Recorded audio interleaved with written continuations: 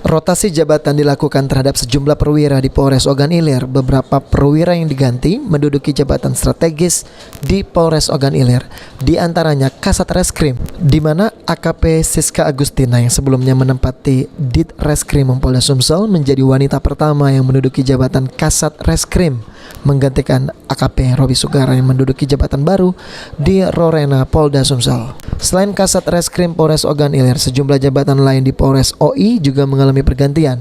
Di antaranya Kompol Triyono yang menempati jabatan baru sebagai Kabag Grand Polres Ogan Ilir. Lalu Kabag Sumda Polres Ogan Ilir Kompol Herianto dimutasikan sebagai Kabaglok Polres Banyu Asin dan digantikan oleh AKP Desi Arianti yang sebelumnya menjabat Kasat Lantas Polres Muara Enim. Dan Kompol Rudi Isroni yang menjadi Kabag Sumda Polres Oku Timur dimutasikan sebagai Kabaglok Polres Ogan Ilir. Dengan pergantian sejumlah pejabat di Polres Ogan Ilir ini diharapkan bisa membuat perubahan yang lebih baik lagi di Polres Ogan Ilir. Jawab pertanyaan saya, apakah dari izin saudara serta akan menjalankan Ahmad Roma, Nepal TV. aturan perundang-undangan